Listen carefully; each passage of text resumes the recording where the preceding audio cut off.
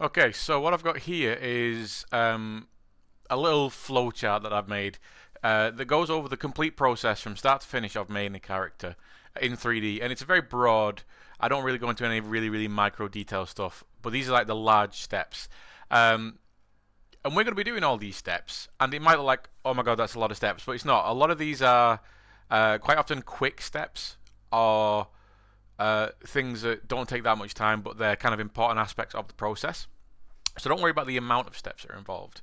I know if you break down something like your concept art stuff, photo bashing, all that kind of stuff, you'll still be looking at a similar kind of amount of steps. There's a lot of work that goes into stuff.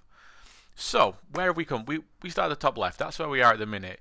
We're sketch sculpting. We're getting used to sculpting. We're getting used to the software, the tools, the whole minutiae of sculpting a person. I'll just load the blind because I'm realizing that's blowing me out a little bit. We've gone through all that process in step one, and now we're just about to go on step two out of 1, 2, 3, 4, out of 12 steps. Like I said, don't worry that there's 12 steps in this. A lot of these steps are actually quite fast. Some of them you do spend a bit of time, like the sketch phase. You spend a bit of time in it. So your sketch sculpt, that's the thing which has got all your base information. It's got your form, it's got your features, and it's got some details. So going through those processes. If your model isn't at a good state, you cannot move on to the next stage. You can't be fixing stuff after retopology or anything like that. You need to have a good base mesh to work off. Everything else after that is why we need the retopology. So we need a good form, which is our first initial thing. Make sure it reads correctly as a silhouette. Make sure the measuring's good. Make sure the forms are good. Make sure your line of action, the anatomy, all that kind of stuff. Then your features, have you got good eyes, good noses, to the point of you might have gone up to 512 resolution, something like that. Does that all look good? That's not in the level of detailing yet. We're still doing features. Why we might have some major folds and wrinkles, that kind of stuff, but nothing small. And then we move on to topology. So the topology is we move on to prepare to retopologize. So while we're still within the software, we do something called a decimation, and there's going to be a video about this that I'm going to do after this. We decimate the model, and decimation just means it converts it from, we might be working on something which, if we're doing a full body, you might have 10 million points of information, 10 million points to work with. You can't take that into Maya or Blender or anything to retopologize, because they will just shit the bed a little bit. So we need something to work off. We basically need a lower resolution version that still holds all the relevant information that we need to retopologize on top of. And that's what decimation is. It's a very easy process. We just basically we duplicate a version of our sketch sculpt, and then we run this process, and it brings it down from, say, like 10 million all the way down to, say, 25,000, which is a perfectly good number to take in. But you'll see when we do it as well that it's pretty good at retaining the information that we need. And I'll not go into that process in this video. We'll do it in the other one. And then we take it into Maya to retopologize. And really, I should have put a little bit of a ring around this one as well, like a little bit of a loop on this one, because we might take it into Maya and be like, oh, actually, you know what, my scale's wrong, or whatever. This is one of the things I'm going to go over in the video as well. We can't, once we take stuff into like Maya, we can't start adjusting scale and size and position within Maya and then take it and expect to take it back into ZBrush and have nothing be wrong with it.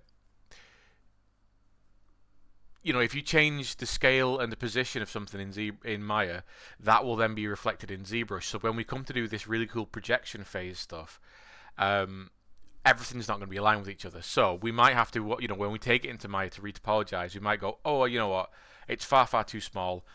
I'm just going to go back into ZBrush. I'm going to scale the whole thing up 10 times and then bring it back in.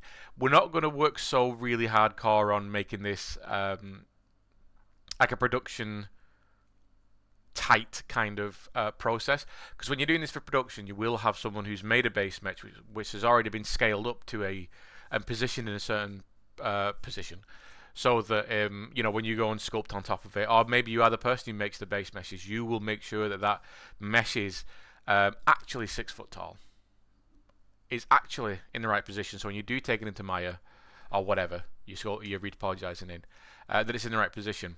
That's technical stuff. That's like advanced level stuff. We don't need to worry about it. It's going to come in. The only thing that we have to kind of worry about if it's being too small, because it makes retopology really difficult. So we just need to make it bigger. It doesn't really matter where it is in the scene. If it's like the head's halfway through the floor and stuff, it doesn't matter. So we retopologize it. Now that is a long process. It's not as long as sketch sculpting, but it is a long process because we're basically remapping the surface of the face to have a good topology. And we'll look into what topology is, edge flow, in another video.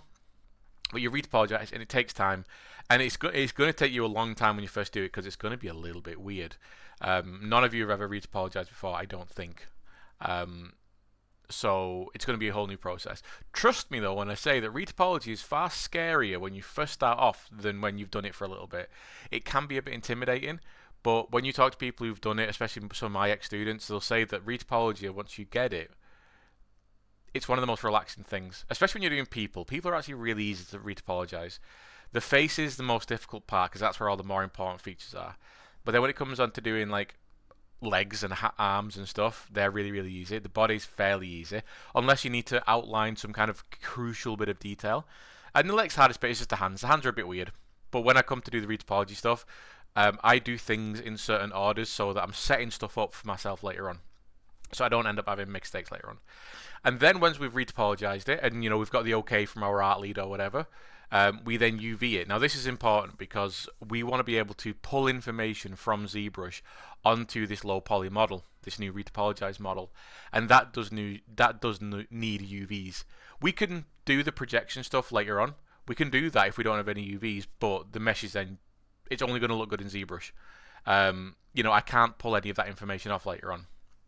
Okay, so after UVing, we've made sure it's all good. Then we return to ZBrush. So we bring this low poly model into ZBrush, into a new subtool within the same scene as our sketch sculpt. So we bring it back into ZBrush, and then we do this projection and subdivide thing. So when we bring it in, we might have a body or a head. Let's say we're just doing a head. So we've retopologized the head, and let's say it's 50,000 points of information. If it's particularly dense, it's 50,000 points of information, 50,000 polygons. That's a low poly surface. Obviously, there's no amount of sculpting we can do at all. It's like when we first started off and we did our 32 resolution sculpt. It's really, really low res, but it's got all the right structure. So what we do is then subdivide it, just like we would do in Maya. We would subdivide it, so we're basically timesing that poly count by 4. So if you had 50k, we go up to 200k, and then we'd project. And what project does is it almost like shrink wraps around the sketch sculpt. So if your sketch sculpt has got some really nice details and stuff, and you've not necessarily been able to, you rarely are able to really, really capture that awesome detail in your retopology. But what it's going to do is, with that new subdivision, it's going to shrink wrap around the surface, and it's going to start pulling that sharper detail through. And then we subdivide again, project, subdivide again, project. And we might do that, I think the number I normally aim for is 7 subdivisions, which again, if I'm going on a head which is 50k polygons, then just pulling a number out of the air, I might end up having something like 30 million points of information, which on this, if our head is 4 million and we're only really able, our original sketch sculpt is 4 million and we're only really able to get so much detail, with this new detail, this new retopologized mesh, we've made sure all the correct details is in certain areas. So we won't have the detail in the eyes, we won't have the detail in the face, we don't need the detail in the back of the head. So we're going to strategically make some polygons bigger and some polygons smaller and denser in certain areas, and because of that allows us to then sculpt in, refine some beautiful details. So we go through that process, that project and subdivide. That's also going to pull out some, if there's any issues with the mesh, maybe the retopologized mesh is too far away from a certain surface, it doesn't quite catch, it doesn't shrink wrap around it. You'll be able to see that issue early on. This is a good point for us to kind of troubleshoot our mesh, which means we might have to go back into Maya, check out our retopologized mesh, maybe fix some stuff up, come back in, and then go through the process again. So from UVing, from return to ZBrush to project, that's quite a quick process. That might only take you, if you're successful, there was no issues, that will literally only take you about 10 minutes to do. Because the more you subdivide, the longer the projection takes to process. That's it. So that's one of those really nice quick sections. And that's 3 steps out of 12. That's really good. And this is really good when we're doing likenesses. This is really good when you're doing really nice detailed characters, creatures, that kind of stuff. you'll possibly have to go in there and then start sorting out the mesh out for like asymmetry. Because sketch sculpt will generally be, unless you're doing something which is wildly asymmetrical, your sketch sculpt is going to be symmetrical. Then we go on to do our asymmetrical stuff. That's why we start moving certain things down. And what we'll be doing is actually we're jumping back and forth from the high resolution to the low resolution, because it's much easier to, not resolution, sorry, subdivision, because we're not dealing with resolution, we're not dealing with Dynamesh anymore. So yeah, we'll go back and forth from higher subdivisions to the lowest subdivision, moving stuff around, because it's always going to be easier to make adjustments when you're in the lowest subdivision, because you're only dealing with very small polygons, or very big polygons. And then that's where we start going up into surface detailing. And again, possibly I could have made a loop around possible adjustments of asymmetry and surface detailing. I could have made a little bit of a loop around that, because as you're detailing, you might work out a way, oh, you know what, I'll move that subdivision, I'll move that piece of geometry, piece of area around a little bit more. So again, there's a possible point for going round and round in a circle like that. This is a point where it might take a bit of time, depending on what you're doing. You know, you might end up spending quite a few hours on this asymmetry surface detailing phase. And then we're going to export maps, and this could branch out into a couple of different ways. So exporting the maps, there is a way of exporting maps, such as like normal map, ambient occlusion map, a curvature map, all these things that we've used previously in stuff like Substance Painter. There are multiple ways of doing this. So I've just done export maps, just so I've not got like a big fork going off. We can do exporting maps from ZBrush. It's pretty successful. And if I find that, you know, one map or maybe all the maps aren't working correctly, what I'll do is I'll then do an export bake inside Substance Painter and check if that works. Or if I might go, you know, some of you might want to become 3D characterized or 3D environment artist, prop artist kind of stuff. I'll probably be pushing people to use a software called Marmoset, which is a specialized software. I use it, I love it. I might do this kind of stuff inside Marmoset. Marmoset is something we can bake and render in, and you can texture in it as well, but it's a bit shit. I don't like it. But again, export maps, we're just keeping it nice and broad. And then you would take that into a renderer Marmoset or Arnold, which is in Maya, or Blender or whatever, to check the maps. So, you know, you'd export your normal maps, your ambient occlusion maps and stuff, and then you check inside a renderer to make sure that the maps have actually been pulled off properly. And you can do that inside Maya, you can do that inside Unreal, you can do that inside anything really. We're just making sure that all the information that we want to pull off is being pulled off. And then and that's a very quick process. It might have us go back a few steps if we find out that, oh, actually, you know what, something's really not working. We might have to go back a few steps. But after that, if everything's all good, then we move on to texturing hair. And again, that's a whole process in itself. Texturing can take a little bit of time. Hair will take a bit of time. Hair is a whole process. We're going to keep our hair quite simple. We're not going to do any wacky hairstyles because hair is difficult to do. But that's the process of a broad process of the start to finish of what a character artist does, a character sculptor, character 3D characterized does in the process. If you're working in a indie studio or a small studio, or if you're working on your own project, you would do all these steps yourself. You would do all 12.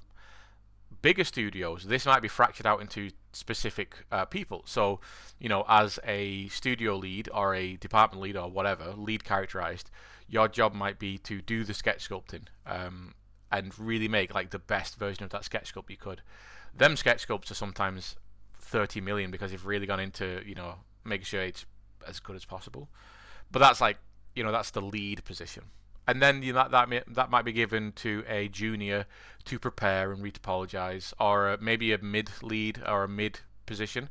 It'll be given to a person to topologize and possibly UV, and possibly project, and possibly do the asymmetry and detail and stuff. You know, or that might be broken up. You know, you might have 2 or 3 people doing that. And then hair and texture, especially in big studios, are very specialized roles. So they would be given to specific people. So once your model has got to take to render or engine to check, then the whole thing might be literally forked off to 2 people. So one person might be given a rough geometric shape of the hair just so they get the character, and then they'd make the clothing. And then you might have, and then the other person would literally just be given the mesh, and then the concept art, and maybe a 3D blocking of hair to then do all the hair cards and what we call groom, and then they would come back together. But again, that's the whole process. So it can be a bit intimidating, especially when it's laid out with so many steps. I could break this down into many different steps, but really, it's not. You know, especially what we're doing, it's not going to be that difficult. And again, some of these steps are 5-minute long.